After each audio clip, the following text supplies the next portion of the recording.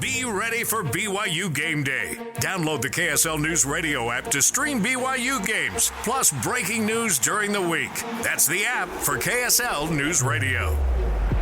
And BYU Game Days tomorrow. Cougs take on Oklahoma State at the Marriott Center, 7 p.m. tip. Then Saturday, they're taking on Utah at the Huntsman Center, 7 p.m. tip as well. Both games here on KSL News Radio. We'll have coverage on KSLSports.com, myself, Mitch Harper, and Matt Baiamonte, as we cover the Cougs inside and out throughout this season. Every Monday here, we're holding it down, taking your phone calls on 801-575-8255.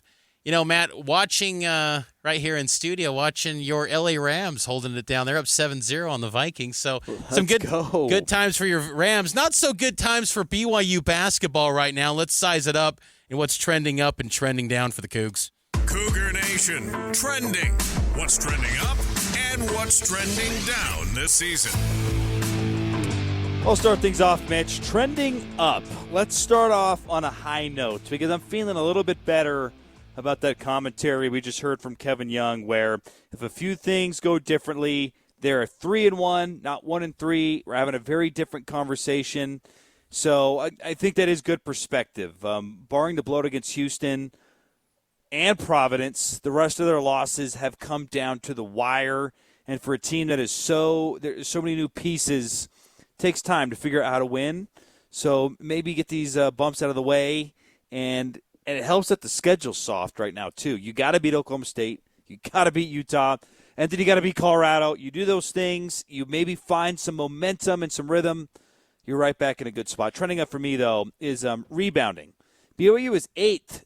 I don't know if you knew this, but BYU is 8th in the country in a rebounding margin. Now, that number is inflated due to that soft schedule that they had in the non-conference play that you noted, Mitch. But they are a top rebounding team, even in the Big 12. They were plus 11 against TCU. How they were plus 11 on the boards and gave up so many more field goals, that's like a math problem I can't seem to compute. Like, my brain's like, more rebounds, less field goals, error. Like, it doesn't make any sense. But they got to rebound better. In that loss against Texas Tech, they were out-rebounded by 3. They were out-rebounded in the second half by 2. They just win the rebounding battle against Texas Tech. Do they win that game? Like, they've got to be better on the glass, specifically Foose and Jaeger. The Jaeger is too tall to be pulling down 2 rebounds a game. That's ridiculous. Like, the guards have got to get in there and rebound, but I liked what I saw on the glass against TCU. They can build off of that this week. For me, trending up is Richie Saunders, who we talked about earlier. And just to kind of drill down some stats and notes on Richie, he's 5th in the Big 12 in conference play in points per game. He's averaging 17.8 points per game in Big 12 action. He's 3rd in field goal percentage. He's 2nd in the league in effective field goal percentage. You look at his true shooting percentage, that's an advanced stat.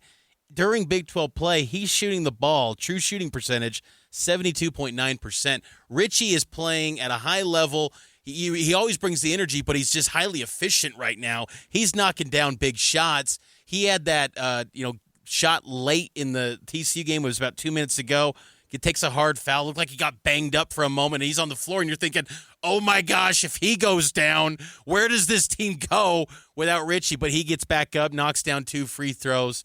He's critical for BYU, and I just think he is trending up. And I do believe, as I said earlier, I think he's working his way to becoming potentially an NBA guy. Last week, Kevin Young said on the Coaches Show, which you can hear on Thursday nights at 9 p.m. here on KSL, he compared Richie to Alex Caruso, and I thought that was kind of an interesting comparison. I love the comparisons that Kevin Young brings up with players because he's an NBA guy. So he refers to all these NBA players, and I love it. He's not afraid to draw those comps, and I think there's a lot of similarities between the two.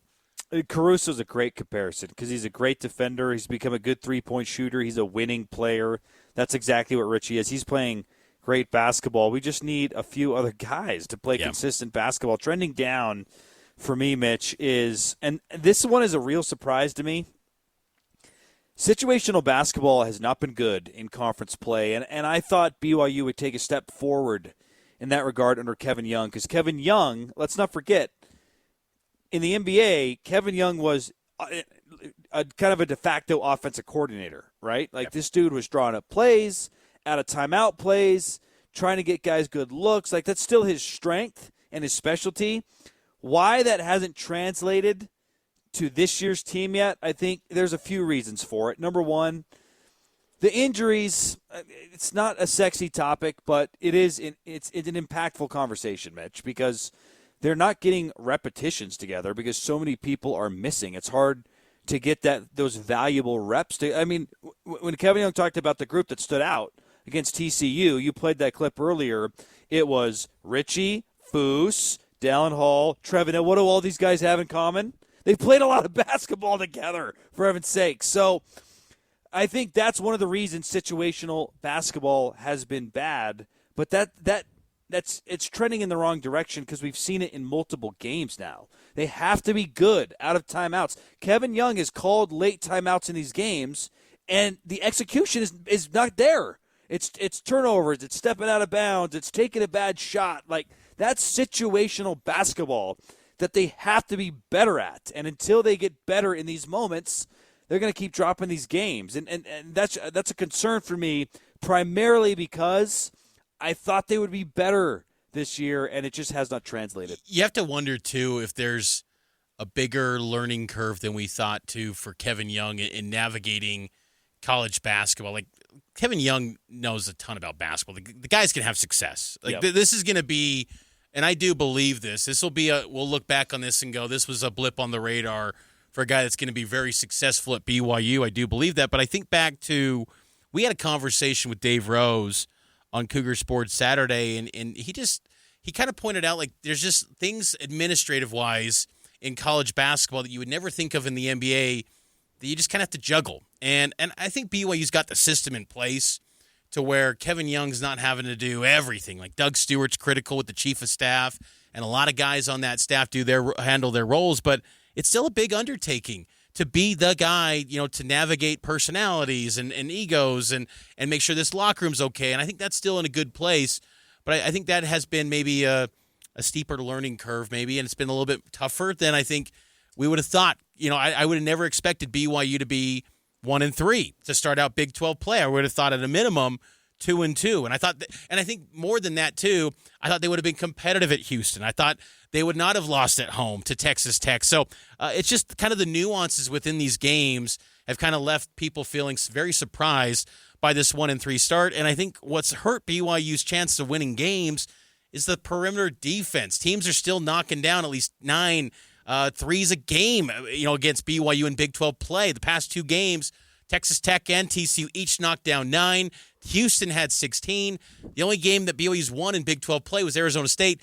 They only had 6 3-pointers. BYU's allowing its opponents 43% of their points against BYU in Big 12 play are coming from the three-point line. That's number 1 in the league by a wide margin. So BYU's got to do a better job defending the three. I think things will get better this week, Matt, because the schedule eases up a tick in Big 12 play, but this league's pretty wild where anything can happen.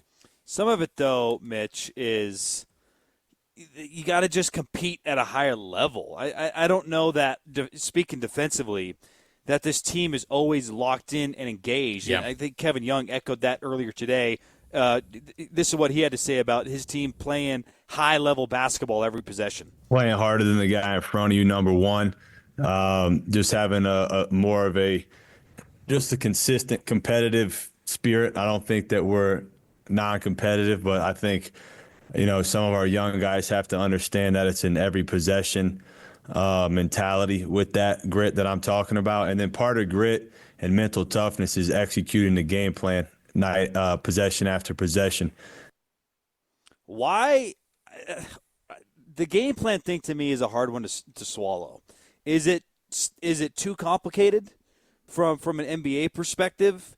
Is it there's so many new pieces and things to learn that they're thinking too much and they're not reading and reacting? This isn't the first time Kevin Young has talked about game plan miscues. We're too far in the season to be having game plan miscues. You talk about last Tuesday when they lost to the Red Raiders. The game plan was to double team that cat that was taking him one-on-one in the post that they couldn't stop, and yet they didn't do it. So that one to me is is a tough pill to swallow, because if the coach is saying do X, Y, and Z, and that's not happening, where's the disconnect, Mitch? And that's where I think, it'll be interesting to see if they do lean more heavily down the stretch to the veteran-laden group. Because, at the end of the day, Hall, Nell, Mag, Foose, they've all navigated seasons where they're getting to the NCAA tournament or winning at a high level. And they can win games. And they've done it even in the Big 12, too. And I think that's going to be, the big storyline this week is, does BYU lean more to those veteran players that have done it at the college level? There is nuance between winning in college and winning at the NBA. Like, I still believe, Matt, that Yegor, despite these struggles in college, will still be viewed as a high draft pick. I think because of his measurables and what he did at Real Madrid, and I think this will be maybe a blip on the radar for him, potentially. I don't know. We'll see. He can't keep playing like this and get drafted in the lottery. I agree. I mean, I feel like but sometimes the NBA just has almost like they know about prospects, like when they're 15, 16, they say that's the next big thing, and they're going to be a top pick no matter what. But Yegor's got to get better, and I hope that with this stretch of games coming up where you've got 4 games that I think BYU should win. And I think that's why none of us on this show are hitting the panic meter, the button right yet, because these next stretch of games, BYU is the better team. They're going to be the favorite in probably all these games. You lose these, then it's over. It's time to hit the panic button. Yeah. You go, where do you go next with this season, and how do you want to finish this thing out? So Oklahoma State tomorrow night, you better win that one. You lose that, season could be toast. So that's why I'm still confident that this team can turn it around, because I just like that the schedule is going to ease up. I do think Texas Tech and Houston are 2 of the best teams in this league.